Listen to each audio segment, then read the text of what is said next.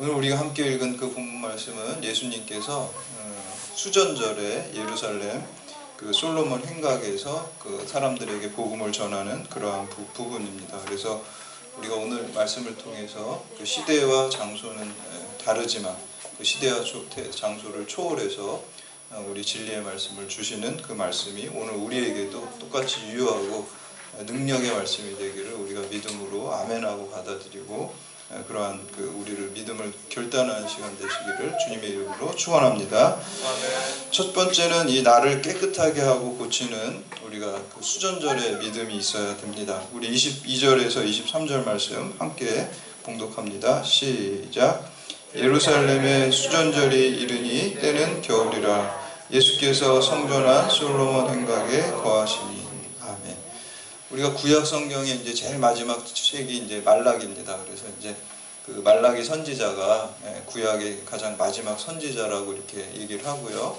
그리고 이제 신약의 시작은 뭐 예수님부터 이제 신약이 시작되는 거지만 예수님보다 먼저 이 레드 카펫처럼 예수님이 오시는 길을 예비하신 그 세례 요한이 있었습니다. 그래서 사실 이제 세례 요한부터 신약의 시대가 열렸다 이렇게 얘기를 하거든요. 그래서 이제 말라기가 구약의 마지막이라고 한다면 세례 요한이 이제 예수님을 길을 예비하셨기 때문에 신약의 시작이다. 근데 이제 말라기에서 이 그 세례 요한까지 그 시대적으로 보면 400년의 그 갭이 있었어요. 그래서 이제 그 400년 동안은 그 이스라엘 백성을 향하신 하나님의 그 어떤 선지자를 보내심도 없었고 하나님의 특별한 그 계시가 없었던 시간이었어요. 그래서 그 시기를 보통 우리가 신구약 중간 시대라고 이렇게 얘기를 합니다.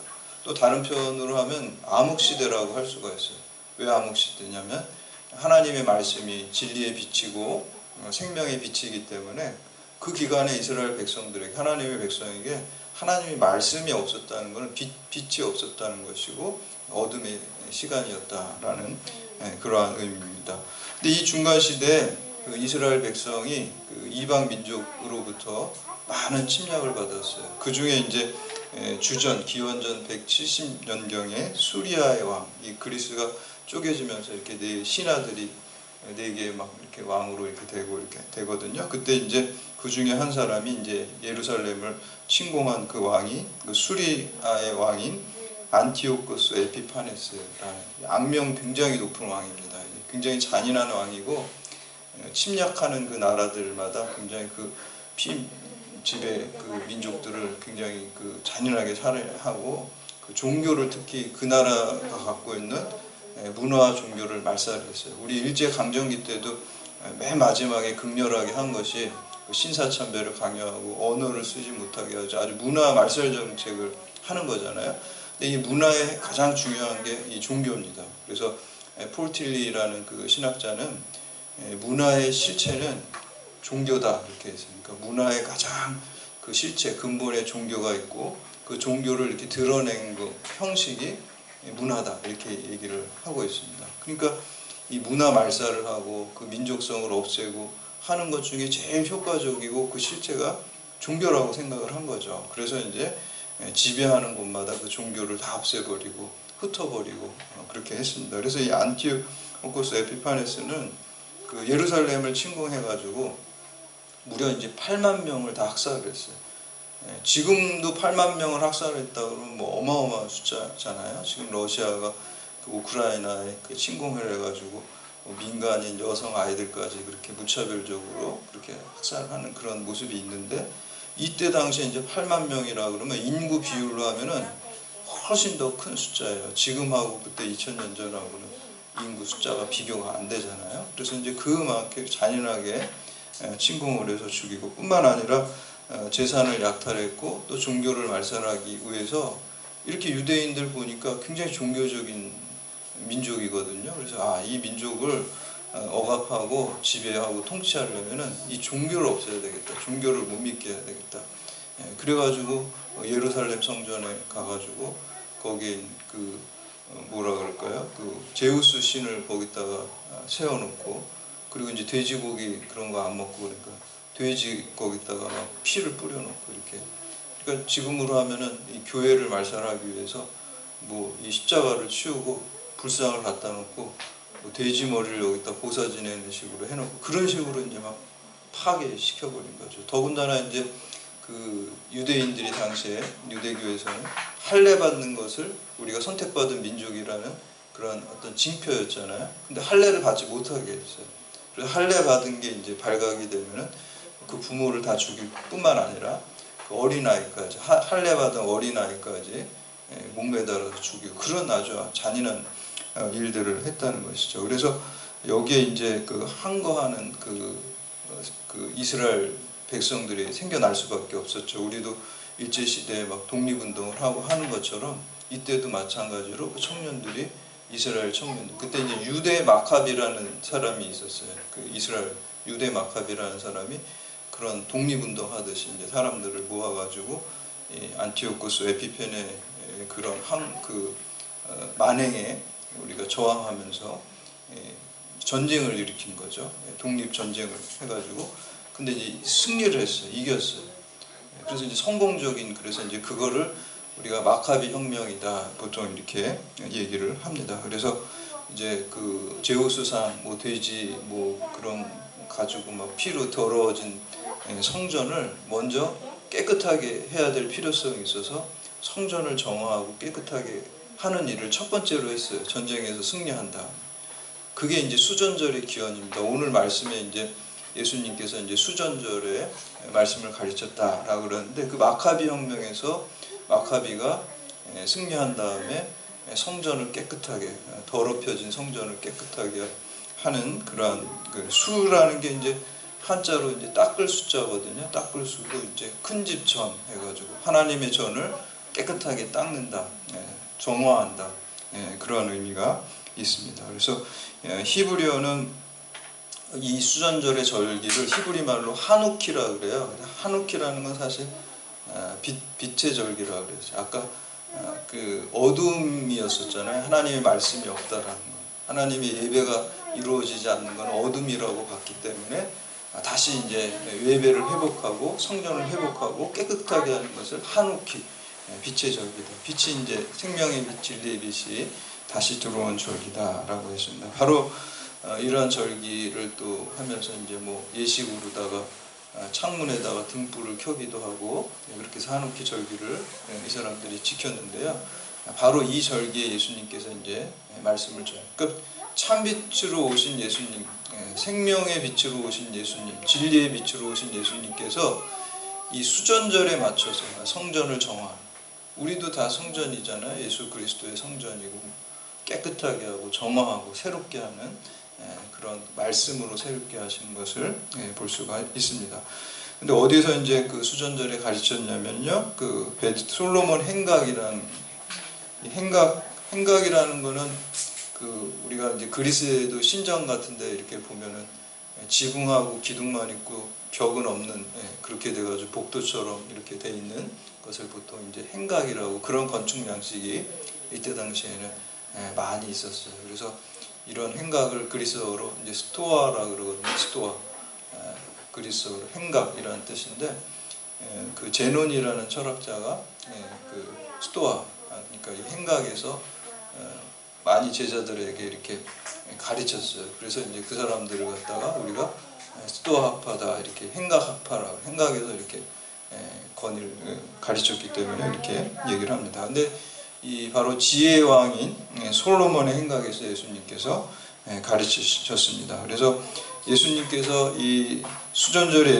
예루살렘 성전의 솔로몬 행각에서 가르침을 주는 이유는 이스라엘 백성들처럼 보수된 성전 그 자체를 축하하는 게 아니라 마태복음 24장에 보면은 제자들이 이제 성전을 보고 굉장히 감탄하죠. 성전을 이렇게 성전이 이렇게 주님, 선생님 이 성전을 보십시오. 이 크고 화려하지 않습니까?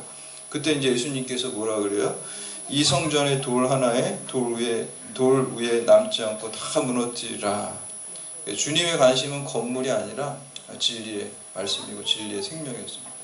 어떻게 보면 우리가 믿음으로 산다는 것은 보이는 세상이 아니라 보이지 않는 이 보이는 것보다 더 크고 영원하신 그 세계를 바라보고 소망하고 그 하나님을 믿고 의지하는 게 그게 이제 믿음으로 사는 것입니다. 근데 우리가 육체를 갖고 살기 때문에 보이는 것에 집착하는데 우리는 보이지 않는 더 크신 하나님과 천국을 바라보는 것이죠.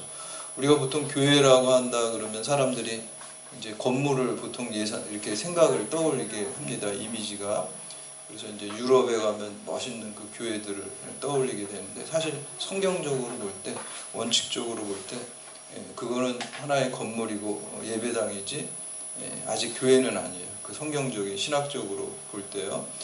교회라는 거는 우리가 에클레시아라는 말을 쓰거든요. 에클레시아라는 거는 사람이라는 뜻이에요. 그러니까 이 세상으로부터 예수 그리스도를 통해서 부르심을 받은 사람들, 또 사람들의 모임. 그래서 여러분들이 교회입니다. 그리고 교회의 뜻은 또 하나님의 임재가 거기가 있어요. 그래서 보통 이제 성전이라고 하면은 엄격하게 얘기하면은 구약적으로 이제 예루살렘 성전하고 또 이제 신약에 오면은 우리 성도 개개인이, 우리 고린도서에 보면은 그 사도 바울이 얘기하잖아요. 너희가 성령이 임하는 거룩한 전이다, 이렇게 얘기를 합니다. 그래서 고린도전서 3장 16절에 너희가 하나님의 성전인 것과 하나님의 성령이 너희 안에 계시는 것을 알지 못하느냐, 이렇게 말씀하고 있고요. 고린도전서 6장 19절에 너희 몸은 너희가 하나님께로 받은 바 너희 가운데 계신 성령의 전인 줄을 알지 못하느냐, 너희는 너희 자신의 것이 아니라. 그러니까 우리가 주님을 모시고 사는 성도 개개인이 성전이고 그렇습니다. 그렇기 때문에 아무리 크고 값비싼 그런 예배당일지라도 거기에 하나님의 말씀이 온전히 이루어지지 않으면은 그건 그냥 예배당이지 아직 교회가 된 게 아니에요. 그런데 이제 작은 교회일지라도, 아니면 뭐 개척교회일지라도, 뭐 우리 교회도 작은 교회죠. 이렇게 작은 교회지만 여기 오늘 은혜로운 찬양이 이렇게 올려지고, 찬양 늘 은혜스럽잖아요. 우리가 항상 느끼는 거죠. 찬양 인도자들이 그냥 기도하면서 이렇게 준비하시니까 그 은혜가 우리한테 그대로 전달이 되고, 그렇죠? 주일 예배도 수요 예배도 그런 우리가 큰 은혜를 받거든요. 그러면 그런 찬양이 올려지고 또 같이 성도들이 은혜를 받으면서 하나님께 찬양을 올려드리면요, 이게 큰 교회인 거예요. 그러니까 우리는 세상적인 보는 물리적인 것으로 보니까 영적인 시각으로 바라보는 거예요. 성경적인 시각으로, 하나님의 시각으로 바라보는 거예요. 그래서 저는 늘 그런 생각을 해요. 경찰대학교의 큰 교회다라고 생각을 합니다. 늘 교우들의 그 신실한 마음이 올려지고, 찬양이 올려지고, 기도가 올려지고, 예배가 올려지게 큰 하는 교회이기 때문에 큰 교회예요. 그게 하나님의 관점입니다. 그런데 이제 아무리 뭐 수천 명, 수만 명 모이지만 무슨 뭐 건축 문제 때문에, 무슨 문제 때문에 막 교회 간에 또 다툼이 있고 막 그러잖아요. 그러면은 하나 되지 못하고, 성령 안에서. 그럼 아무리 뭐 몇천억짜리 예배당을 가지고, 그 예배당이에요. 예배당 건물. 예배당을 가지고 있지만 거기에 그 사랑이 없고 다툼이 있고 그러면 하나님의 임재하심이 충만하지 못하기 때문에 그거는 교회라고, 에클레시아라고 할 수가 없습니다. 그래서 우리가 늘 깨끗게 정화하고, 성도 개개인도 마찬가지. 여러분이 교회입니다. 제가 아는 목사님 카톡 프로필에 보니까 그 말이 있더라고요. 교회만 다니지 말고 교회가 됩시다. 그런 책도 있어요. 사실은 교회만 다니지 말고 우리가 교회가 돼야 돼요. 그래서 우리 경찰대학 교우들이 교회고, 여러분 또 한 사람 한 사람이 교회입니다. 하나님의 영이, 성령이 여러분 안에 있기 때문에 여러분이 성전이에요. 성령을. 그렇기 때문에 우리가 몸과 마음을 늘 깨끗하게 하고, 우리 수전절이 뭐라 그래요? 성전을 깨끗하게 닦는 거라 그랬잖아요. 그러니까 뭘로 닦습니까? 하나님의 말씀으로. 하나님의 말씀으로 우리가 생각하고 또 말씀대로 실천하는 것으로 우리를 깨끗하게 하는 것입니다. 그래서 그런 예전에 그 기독교 방송에 보니까 그 브라이언 박 목사님이라고 있어요. 무슨 헬스 트레이너 같이 생겼는데, 목사님 아놀드 슈왈츠제너 같이 이랬는데 아주 신실하시고 그러시더라고요. 근데 그분이 간증도 제가 들었는데 참 은혜를 많이 받았어요. 교회 다니는 사람들 우습게 여기가 핍박하고, 굉장히 금융 쪽에 있어서 막 돈을 엄청나게 막 많이 벌고 그랬대요. 근데 이제 아주 특별한 간증을 그분이 했는데, 그분이 주유소 이렇게 동생이랑 가다가 갑자기 어떤 사람이 전도하는 말을 듣고 큰 애, 그때 막 환상을 보여주실 때 막 검은 게 자기 안에서 막 나가는 그런 죄악이 나가는 걸 보면서 아주 좀 초자연적인 그런 체험을 해가지고 예수 믿게 되고 그 간증을 하셨는데 그 분이 이런 말을 했더라고요. 자기를 보면은 그런 게 안 보이냐. 그러니까 공사 중이라는 게 공사 중. 그러니까 죄악된 나를 하나님의 말씀으로 공사하는 공사 중이다. 우리가 길 가다 보면 공사 중 이렇게 써는 것처럼 자기는 늘 하나님의 말씀으로 공사 중인 사람이라고 이렇게 얘기를 하는 말씀을 들었습니다. 그래서 우리도 늘 공사 중이에요. 사실 하나님의 말씀 늘 부족하니까. 그래서 우리는 일리를 가지고 진리를 향해서 진리 되시는 예수님을 향해서 계속 나아가는 그것을 우리가 성화라 그래요. 성화의 삶을 살아가는 말씀에 맞춰서 내 생각을 바꾸고 내 마음을 바꾸고 내 행동을 바꾸는 거예요. 그렇지만 아직은 예수님 같이는 안 됐잖아요. 예수님을 향해 가지만 끊임없이 우리가 계속 예수님을 향해서 나를 수전절처럼 깨끗이 닦고 내 성전된 날 깨끗이 회개하고 주님 앞에 계속 근사치로 계속해서 가까이 가고 나중에 마지막에 주님같이 우리가 부활의 몸, 영광의 몸을 입게 되는 줄 믿습니다. 두 번째는 우리가 행동으로 그리스도인됨을 증명해야 됩니다. 우리 24절하고 25절 말씀 함께 봉독합니다. 시작. 유대인들이 애워싸고 이르되 당신이 언제까지나 우리 마음을 의욕하게 하려 하나이까. 그리스도이면 밝히 말씀하소서 하니 예수께서 대답하시되 내가 너에게 말하였을 때 믿지 아니하는도다. 내가 내 아버지의 이름으로 행하는 일들이 나를 증거하는 것이거늘. 아멘. 이스라엘의 이 명절인 이 수전절에 예루살렘 성전을 거니시는 예수님을 이렇게 발견한 유대인들이 예수님을 에워싸고 당신이 진짜 그리스도라면 메시아라고 한다면은 분명하게 좀 말을 해달라라고 이렇게 합니다. 그때 이제 예수님께서 뭐라 그럽니까? 뭐 이 사람들이 말을 여지껏 한다고 이렇게 믿을까 하는 생각을 하시면서 지금까지 내가 행한 일과 내 행동을 보고 내가 그리스도인 것을 증명한 것이다. 이렇게 얘기하시는 것을 볼 수가 있습니다. 그래서 우리가 예수님이 이제 말보다 행동으로 보여주시고 증거한다라는 것을 다시 한번 얘기를 드린 것이죠. 제가 이제 보통 설거지는 원래 제가 잘 안 했었는데 몇 년 전에 저희 아내가 팔이 이렇게 부러져가지고 기부스를 해가지고 그때부터 이제 설거지를 뒤늦게 하기 시작했어요. 근데 요즘은 굉장히 잘하고 그때 이후로 계속 하고 있습니다. 설거지를 제가 거의 설거지는 다 합니다. 근데 이제 빈둥빈둥 되는 시간은 안 아까운데 설거지 하는 시간은 또 왜 이렇게 아깝게 시간이 무의미한 게 아닌데 가정을 위해서 좋은 일을 하는 건데 그 시간이 그렇게 또 아깝게 느껴지더라고요. 그래서 이제 어떻게 할까 하다가 유튜브에서 간증을 하나씩 이렇게 듣게 됐어요. 그러니까 안 아깝더라고요. 간증 들으니까 하나님이 말. 근데 간증을 제가 왜 좋아하냐면 간증을 듣게 되면 하나님이 다른 분들에게는 어떻게 역사하시고 하나님이 저분에게는 어떻게 은혜를 내려주셨는가 이렇게 보면서 뭐 여러 가지 일단 나한테도 하나님 저렇게 하셨는데 해서 확신이 더 강해지는 거예요. 그걸 들으면서 다른 사람들한테 이렇게 하나님이 행하신 일을 보면서 확신이 더 생기잖아요. 그리고 또 도전이 되는 거예요.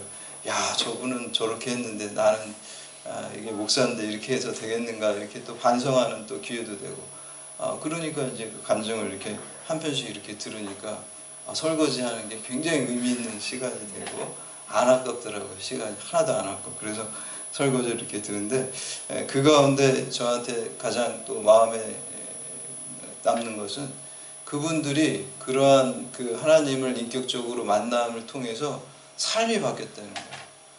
원래 사람은 잘 안 바뀌거든요. 우리가 그런 얘기 많이 하죠. 사람은 원래 안 바뀌어. 이렇게 얘기해요. 그 맞는 말입니다. 일리 있는 말이에요. 근데 바뀔 때가 있어요. 바뀔 때가. 주님 인격적으로 진짜로 만나면 우리 삶이 바뀝니다. 사도 바울이 부활하신 예수님 만나니까 그 삶이 완전히 뒤바뀌어 버렸죠. 사실 그게 증거예요. 우리가 부활이 있냐 없냐 뭐 부활을 증명해 보라고 이렇게 얘기하잖아요. 근데 제가 뭐라 그러지? 신앙은 그 unseen world, unseen reality, 보이지 않는 게 있다는 걸 믿는 거거든요. 우리 눈에 물리적인. 그래서 이렇게 이게 길이가 몇 센치다 이런 식으로 증명하는 게 아닙니다. 성도의 삶을 통해서 증거되는 거예요. 예수 그리스도는. 바울의 삶을 보니까 예수 그리스도 부활하신 예수님이 거짓말이라고 한다 그러면은 바울의 삶, 그 변화된 삶을 설명한 딜이 없어요. 어떻게 설명할 거예요? 바울이 그렇게 많이 배우고 유대교의 기득권자였고 그랬는데 그거를 다 버리고, 여러분 바울이라는 영화 한번 기회 있으면 한번 보세요. 거기서 그냥 그렇게 핍박당하고 어려움 당하고 맨 마지막에 목 이렇게 놓고 거기다 탁 참수형 당하잖아요. 그렇게 당할까요? 자기가 편하게 잘 살 수 있었는데. 그게 증거입니다. 부활한 예수님 부활을 증명해달라 그러면요, 성도의 변화된 삶이 증거가 되는 거예요. 바울이 부활하신 예수님 안 만났다 그러면 어떻게 그 변화된 걸 어떻게 설명하실 거예요? 설명이 안 돼요. 주님이 부활하신 것을 사도 바울이 만났기 때문에 그 삶이 목숨을 다 들여서 기쁨으로 그 길을 갈 수 있었던 거예요. 그게 증거가 돼요. 오늘날 우리도 마찬가지라고 저는 생각합니다. 우리가 말로서 주님을 증거하는 거, 그거 물론 당연히 해야 되겠죠. 말로서 증거하고 성경 말씀 증거 당연히 해야 되겠죠. 그러나 우리가 더 강력한 증거는 우리의 변화된 삶, 예수 그리스도의 사랑이 우리 가운데 있고 헌신이 있고 그 이타적인 모습들이 있는 그 모습을 통해서 정직한 삶, 약속을 잘 지키는 삶. 여러분, 약속 잘 지키는 거 굉장히 중요합니다. 우리 시간 약속도 잘 지켜야 되고 모든 일, 우리가 다 완벽하진 못하지만 결국 우리가 믿음으로 사는 것은 하나님의 약속이 이루어진다는 걸 믿는 것이고요. 그것을 믿는 성도들은 약속을 잘 지켜야 돼요. 그래서 약속을 할 때도 조심해야 되고, 약속을 했으면 잘 지켜야 되고, 불가피하게 못하게 됐으면 그것을 다 진실 미안한 마음으로 좀 설명을 해줘야 되고 그래야 됩니다. 그게 믿음으로 사는 거예요. 그래서 우리 변화된 삶, 그런 삶을 보여줌으로써 예수님의 부활을 우리가 증명할 수 있습니다. 오늘 말씀해 보니까 예수님도 그렇게 증명을 하세요. 이 유대인들은 아무리 말로 내가 그리스도라고 설명을 해도 안 믿어요. 또 꼬투리 잡고 들어와요. 말은. 그쵸? 말이라는 건 이렇게 또 얘기하면 그 반대 의견은 언제든지 얘기할 수 있거든요. 그래서 이제 해겔이 정반합 얘기를 하잖아요. 정을 얘기하면 반은 얼마든지 말을 할 수가 있다는 거예요. 또 반대 입장에서. 근데 이제 그게 아니라 예수님은 그 내용을 종식시킨 게 뭐냐면, 내 말을 못 믿겠다고 한다면 내 행하는 일을 보고 내가 내 삶을 보고 나를 믿으라는 거예요. 내 말은 안 믿더라도. 여러분, 우리가 이렇게 이제 예수를 증거할 수 있어야 될 줄로 믿습니다. 우리의 변화된 삶을 통해서 이제 너무 비호감, 기독교인들에 대해서 비호감이라고 그러고 반감의 정서들이 많은 시대에 그리스도인이 이제는 삶으로, 성화된 삶으로, 믿음 행함으로 보여줘야 된다라고 믿습니다. 그래서 이제 그 화이트헤드라는 철학자가 그런 얘기를 했어요. 누가 가장 존경받는 철학자가 누구냐고 물어보니까 자기는 스피노자를 가장 존경을 한다 그래요. 그래서 좀 의아했어요. 왜냐하면 스피노자가 추구하는 철학하고 화이트헤드 철학은 방향이 많이 틀린데, 그래서 왜 존경하냐 그러니까 내가 뭐 스피노자 철학 사상은 동의하지 않지만 자기가 철학사를 쭉 보니까 스피노자처럼 자기의 철학적인 이론과 삶이 일치된 사람이 없기 때문에 그 사람을 내가 존경한다 라고 얘기를 했다는 거예요. 그래서 니체라는 사람도 존중받는 철학자가 되려면 자기의 이론을 삶으로 보여주어야 한다라고 얘기를 했습니다. 여러분, 저는 그리스도인들도 마찬가지라고 생각을 해요. 우리의 그 말에 권위가 있으려고 해요. 권위주의를 말하는 게 아니에요. 스스로 우러나오는 거잖아요, 사람들이. 예수님은 권위주의자는 아니지만 권위가 있었어요. 근데 그 권위가 어디에서 나오냐? 약속을 잘 지킵니다. 말과 행동이 일치된 데서 권위가 나오고요. 또 희생적인 사랑에서 권위가 나오는 거예요. 겸손함에서 권위가 나오는 거예요. 진실함에서 권위가 나오는 거예요. 그래서 우리가 그런 존중받는 그러한 그리스도인, 또 권위 있는 말을 가진 그리스도인이 되기 위해서는 말과 행동이 늘 일치되는 그러한 삶, 또 신앙과 믿음이 일치되는 신행일치의 삶을 살 때 권위가 있고 그 말에 그리고 영향력이 있습니다. 그럴 때 전도가 될 수 있다라고 믿습니다. 그래서 이제는 우리의 전도 방향도 성숙한 그리스도인, 우리가 수요일에 야고보서 함께 나누고 있죠. 이게 성숙한 그리스도인 얘기 나누는 거거든요. 결국에는 저는 지금 21세기 이 시대에 전도 방법은 우리 노방 전도도 많이 하고 뭐 축포 전도도 하고 많이 전도를 했습니다. 그런 정도 당연히 중요한 전도지만 이제는 그런 게 별로 효과가 없어져 버렸어요. 너무 그리스도인들이 말과 행동이 일치하지 않아서. 근데 이제 일치된 삶, 성숙한 삶으로 보여주고, 오늘 예수님처럼 내 행하는 것을 보고 나를 믿으라라고 보여주는 그런 삶으로 보여주는 전도를 해야 될 줄로 믿습니다. 그럴 때 영향력 있는 그리스도인이 돼요. 여러분, 이 대학 안에서도 마찬가지예요.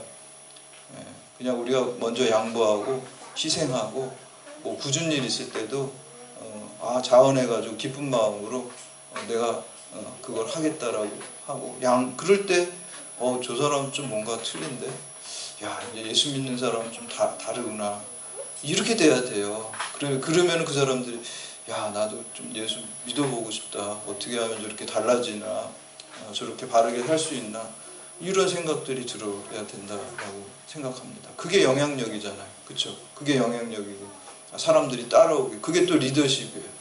그리고 옛날에 그 구태의연한 리더십은 군림하는 리더십이에요. 근데 예수님의 리더십은 섬기는 리더십, 그리스도입니다. 지금 오히려 이 시대에 맞는다고 생각합니다. 예수님의 리더십이 섬기는 리더십, 그리고 사람들이 감동해서 스스로 따라오고, 전도도 그렇게 해야 될 줄로 믿습니다. 그러기 위해서는 말씀을 우리가 쫓아 살아가는 삶을 살아야 됩니다. 마지막으로 세 번째는, 예수를 목자로 삼는 자는 영원히 멸망하지 않습니다. 우리 26절에서 28절까지 말씀 함께 봉독합니다. 시작. 너희가 내 양이 아니므로 믿지 아니하는도다. 내 양은 내 음성을 들으며 나는 그들을 알며 그들은 나를 따르느니라. 내가 그들에게 영생을 주노니 영원히 멸망하지 아니할 것이요 또 그들은 내 손에서 빼앗을 자가 없느니라. 아멘. 여기서 너희라는 것은 예수님께서 전하시는 복음을 듣고도 이제 믿지 않는 사람, 예수를 핍박하는 유대인들을 의미하는 것입니다. 그러나 이 예수님의 말씀을 듣고 믿는 자들은 예수님의 양으로 그 말씀을 믿고 따른다라고 했습니다. 믿는 자들에게 예수님께서 무엇을 주세요? 영생을 주시고, 또 그들을 주님의 손에서 빼앗을 자가 없다라고 이렇게 말씀하고 있습니다. 이것을 우리가 이제 신학적으로 이제 성도의 견인이라고 얘기를 합니다. 특히 이제 칼빈, 장로교의 창시자인 칼빈이 이제 5가지 장로교의 중요한 교리 중에 하나로 성도의 견인이라고 얘기를 하고 있습니다. 견인이라는 거는 이게 사실 이게 perseverance라고 이렇게 인내한다는 의미거든요. perseverance of saints라고 그래요. 성도의 견인으로, 성도가 이제 참고 있는, 왜 참을까요? 말씀하고 우리 육체적 욕망이 부딪히잖아요. 그러니까 말씀을 쫓아가려고 하다 보니까 우리가 참아야 되겠죠. 인내하고.